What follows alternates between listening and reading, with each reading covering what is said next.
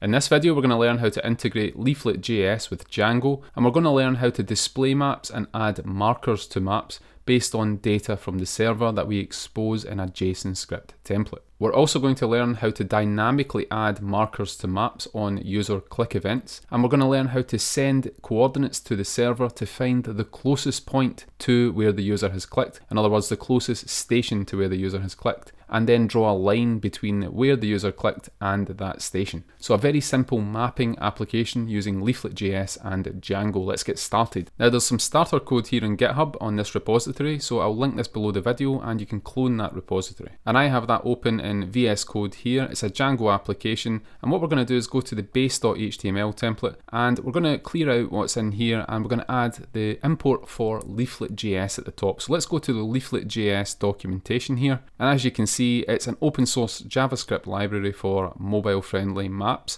It's the leading open source mapping library in JavaScript. And if we go to the download section of this page, we can scroll down and we get a CDN link to the CSS and JavaScript for Leaflet. So let's copy these into our base.html template. Within the head tag at the top, we can paste the style sheet, and we're also going to grab the JavaScript file and paste that in at the top as well. Now we want to render a map, so what we've got here is a base template, and there's an index.html, and this is a Django template that extends that base template. And what I'm going to do is in here, I'm going to remove the text and paste in a div, and it has an ID of map, and it has height and width, and that's where the map is going to be filled in. So we have this empty div. What we're now going to do is go to Leaflet's quick start documentation. Again, I'll link this below the video. This is how to get started with Leaflet in a basic way. And if we scroll down here, we can get not only the imports, but we get a getting started section. You can see they've defined a div with the ID of map, and they're using CSS to give that map a height of 100 pixels.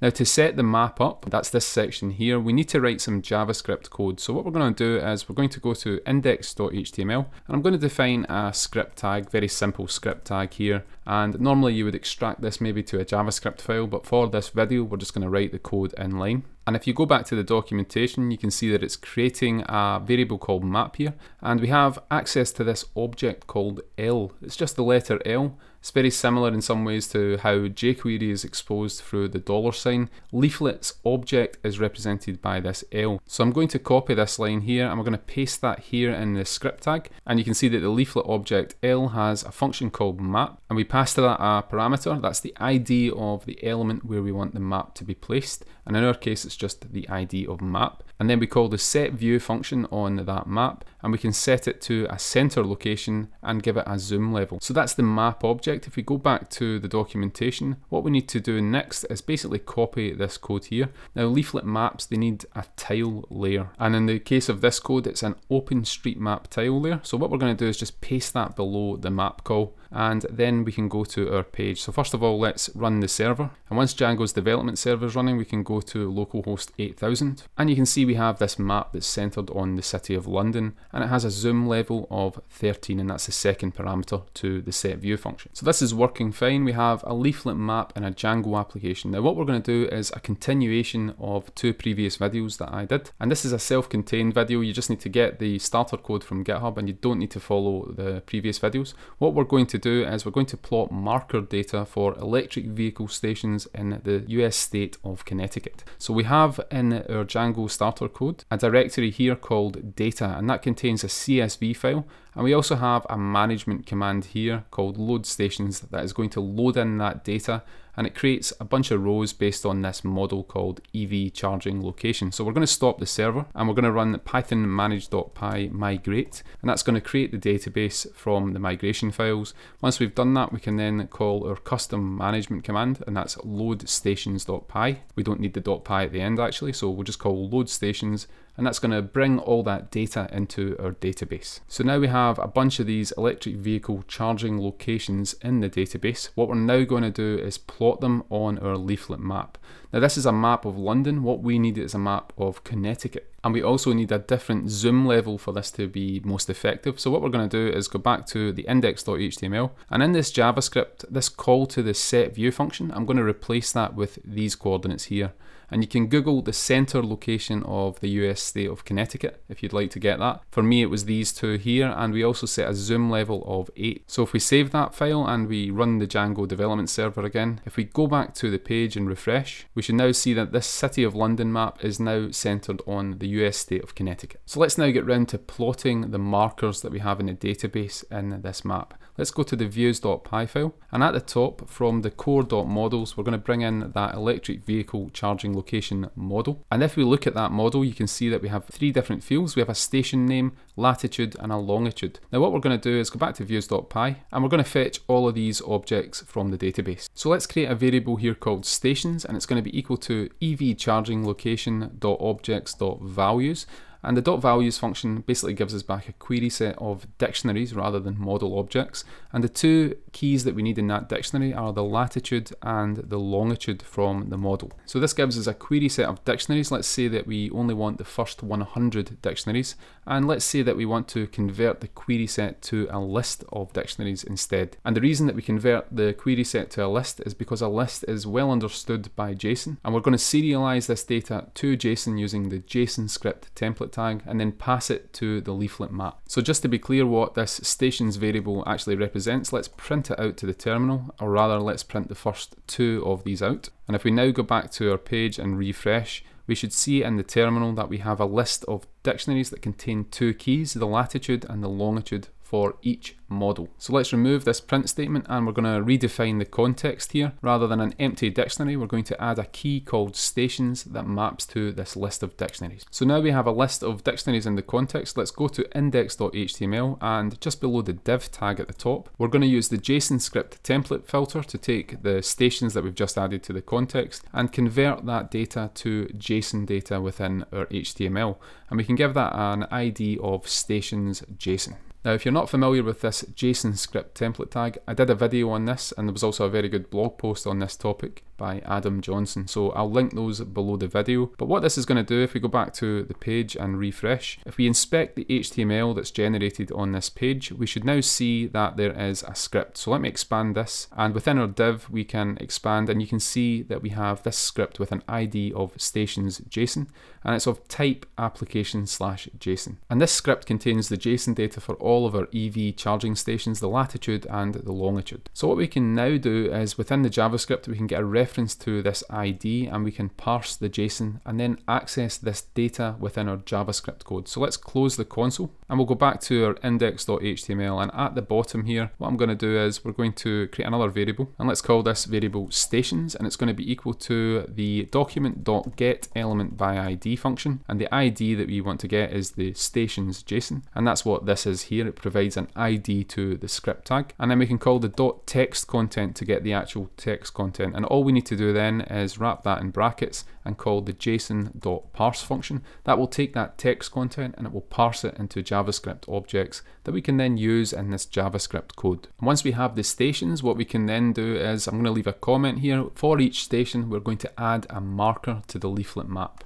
Let me tab this over so that it looks a little bit better. And what we're going to do is we're going to call the stations.forEach function. And the forEach function will iterate over that collection of stations. And for each station it encounters, it's going to perform an arrow function, and then we can do anything we want within that function for the station. Now, for each station, the leaflet object also has a marker function, and that will add a marker to the leaflet map. And the marker function takes one required argument, and that's a JavaScript array of the latitude and longitude. So I'm going to paste that in here, and this is coming from our data, the station.latitude and the station.longitude. Once we've created that marker object, we can call the add_to function, and we can pass the map that we created up here on line 11, and that will then add the marker to that map. So let's now save this JavaScript, and we'll go back to the page and refresh. You can now see that the first 100 markers from our database are now present on this leaflet map. So that's the first step in this tutorial, to get the markers from the database onto a leaflet map using Django, and we're not using 𝗖𝗵𝗽𝗀 in this case. We're directly using the underlying JavaScript library, and that gives us a bit more flexibility over how we can operate with the map. For example, we can click the map and we can reference the click event to perform actions when the map is clicked. So let's see how to do that now. If we go back to the index.html, what we're going to do now is add a click event to the map, so that when it's clicked, it adds a marker to that map. So let's reference the leaflet map variable, and that has a function called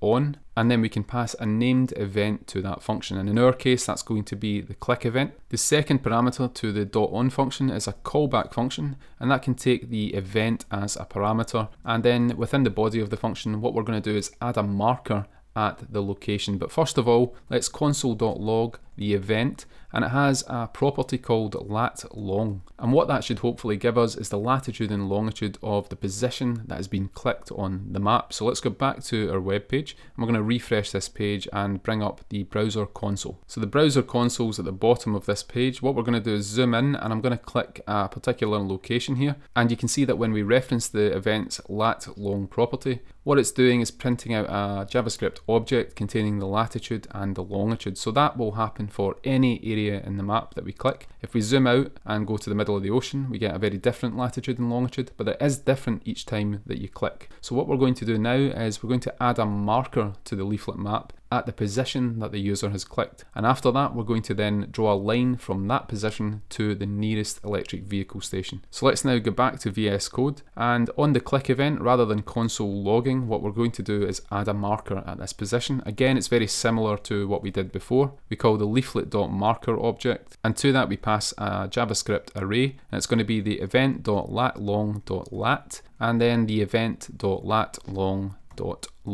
It's a bit of a mouthful, but that will basically take the latitude and longitude from that JavaScript object, and it will position the marker at that location. And of course we need to call the add_to function and pass the map to that. If we now save this, we can go back to our page and refresh this page. If we now click a spot on this map, you can see we get an error, and that's that E is not defined, and that's my mistake here. The parameter to this callback function should be event, not E. So if we paste in event instead of E, hopefully this will fix itself. Let's refresh the page and let's put a marker here. You can see that every time we click this map, a marker is being placed on the map. So that's working quite well. We have a dynamic map here. We can click locations on the map and add markers to the map. What we're now going to do is something a bit more advanced. When we click this map, what we want to do is take the list of electric vehicle stations on the back end, and we want to calculate the closest station to where we have clicked on the map. Now this is going to involve sending an AJAX request to our Django server and then performing some calculations to find the nearest station. So let's get started implementing that now. If we go back to index.html,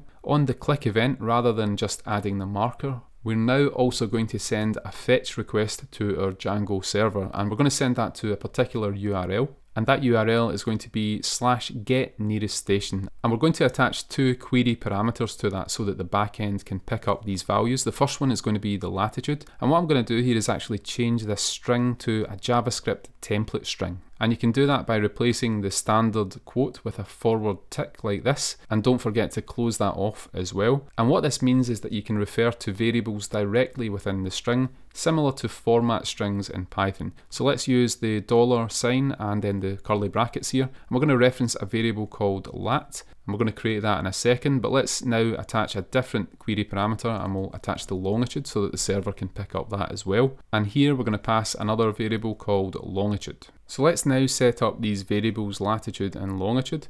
We'll go above the marker call here, and we're going to create the latitude, and that's going to be equal to the event.lat_long.lat. So let's cut that out of there and paste it here, and we can then reference the variable name within that JavaScript array. And we're going to do the same for the longitude here. We'll call the variable longitude and we'll paste that in here. So now we should be sending on the click event a fetch request to the URL and attaching the latitude and longitude here as query parameters. Let's go to our front end and refresh this page. If we now click this link, you can see that it's trying to send a request to the get nearest station URL in Django, and it's attaching the latitude and the longitude as query parameters. So that part is working. What we now need to do is define the Django view that's going to accept this request, and calculate the nearest station to that. So let's go back to Django and we're going to go to our urls.py first of all, and underneath this we're going to create another path, and this is going to be the path for our AJAX request, and it's going to be the get nearest station URL, and we're going to create a view now called nearest station within the views.py file. So just underneath this index,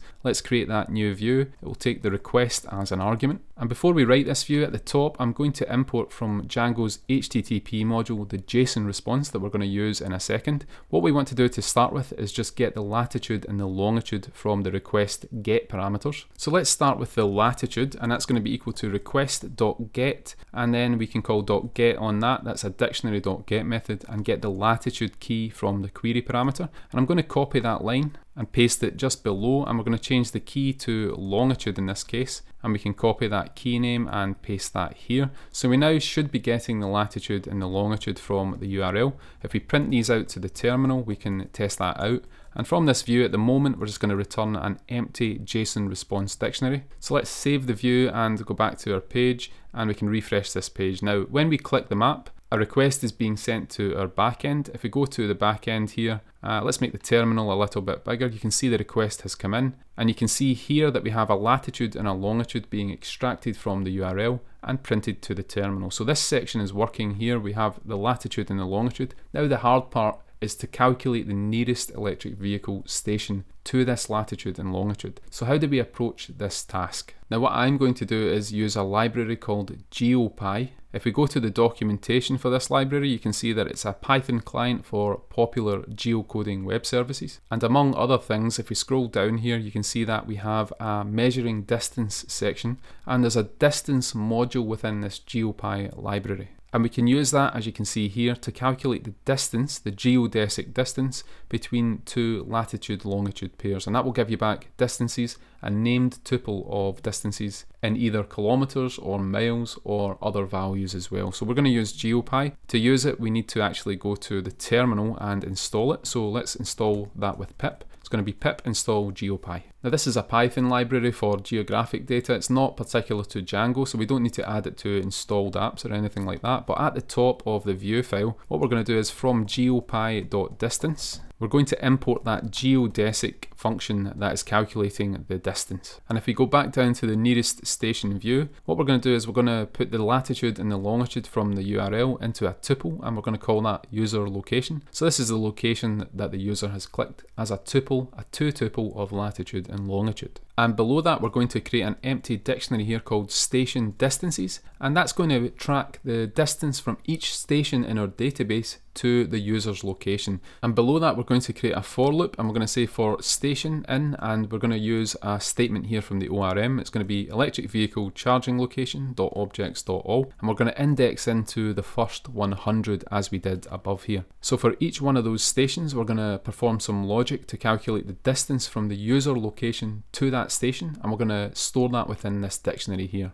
Now let's start by extracting the station's latitude and longitude, and we'll store that in a variable called station location, and this is a tuple with the latitude and longitude. It's the same structure as the user location above. What we now want to do in the for loop is calculate the distance between the user's location and the station's location. So let's create a variable here called distance, and that's going to be equal to calling the geodesic function, and we pass to that two locations that we want to calculate the distance between, and it's the user location and the station location. Now the geodesic function gives us back a named tuple, and that has a property called .km that will give us the distance in kilometers. So that gives us a number back. We can then use that number as a key in our station distances dictionary. So let's add the distance as the key, and the value here we're going to add is the station location. So what we can do later on is we can order the keys by the distance, and we can get the key that has the smallest distance in that dictionary, and then that will give us back a value where the nearest station is located. So that completes our for loop. What we're going to now do is get the nearest station, and we're going to set that equal to the min function over the station distances.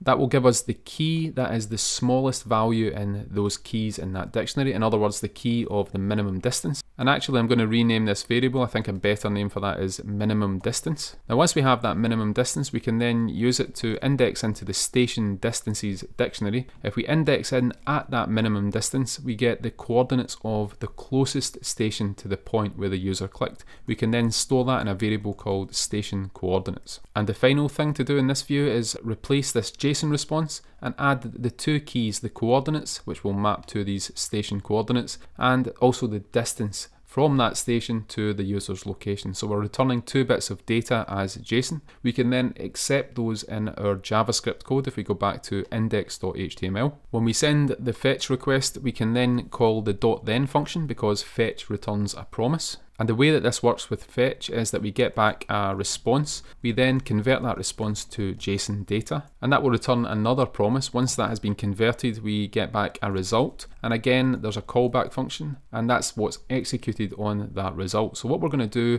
is we're going to add a marker, or rather a line, between the point that's been clicked and this nearest station that's being returned. Let's start by simply console logging the result to the terminal, just to see what we're getting back from the server. Of course, we need to run the Django development server again, so let's run that and go back to our page. If we now refresh this page, when we click a particular point on the map, we get back this data from the server, and that data has 2 fields. The first one is the coordinates of the nearest station to where we have clicked, and we also get back the distance in kilometers to that station from the point we have clicked. So what we're going to do now is use this data to draw a line between where we clicked and that station. So let's get back to our code, and within the fetch we're going to extract the coordinates from this result. So let's call this station coordinates, and we'll set that equal to the result.coordinates. And again, that just simply maps to this here. It gives us back an array of 2 values, the latitude and the longitude for the nearest station.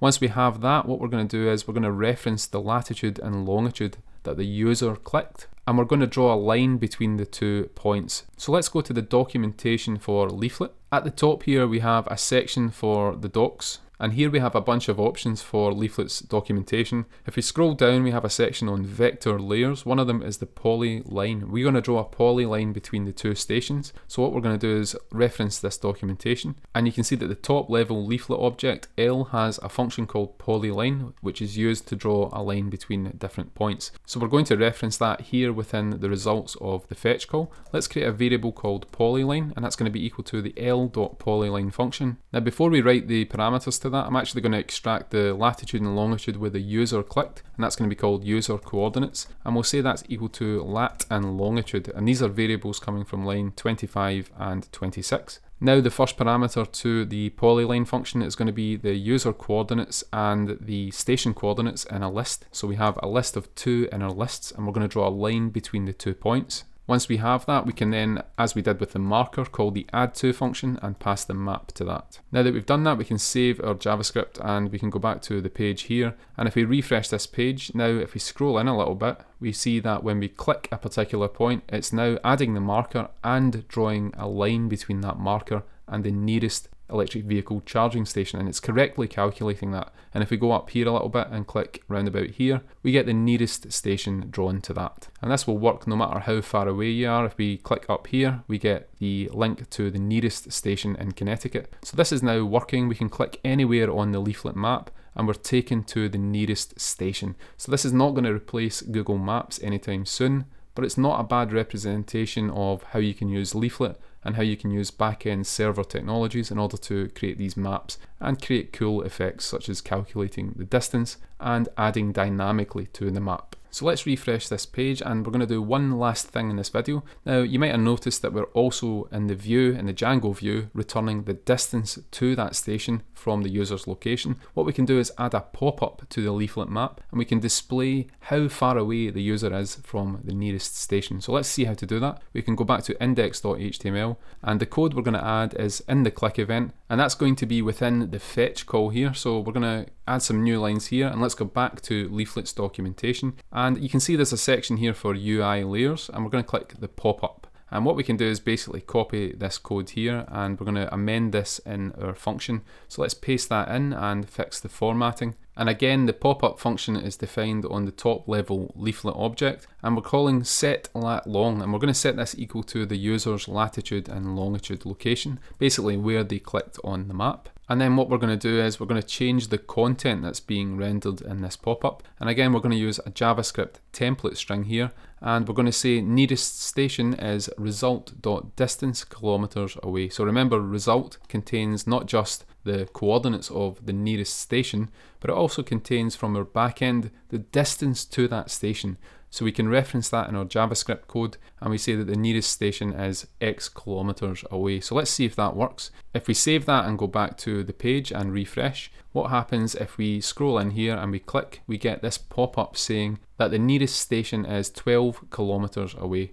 Now, you might want to round this number, it's not particularly user-friendly, that's up to you. You can also close the pop-up and we still get the line drawn between the 2 points. And that's going to work no matter how many times we click this map. We always get the line to the nearest station, and that's calculated by GeoPy. And we're getting the pop-up and the line that's being drawn by Leaflet.js. So we're integrating a lot of different things in this video, and there's a lot of different things that you can do with this. If you're interested in any follow-up videos, you can even draw shortest paths between 2 points using road networks. That's possible with some Python libraries. So you can actually calculate the road network's shortest path from your current location to the nearest electric vehicle charging station. And you can imagine this being useful in a real-world application. And if you're interested in finding out about a library that can help you with that, this one here called OSMNX is one that could be useful for you. And if you're interested, I can make a follow-up video on this topic. This library basically integrates OpenStreetMap with NetworkX in order to find shortest paths between locations using road networks, and also bike networks and other networks that can be used with OpenStreetMap. So that's all for this video. Thank you for watching. I hope you've learned something. If you have, please like and subscribe to the channel, and we'll see you in the next video.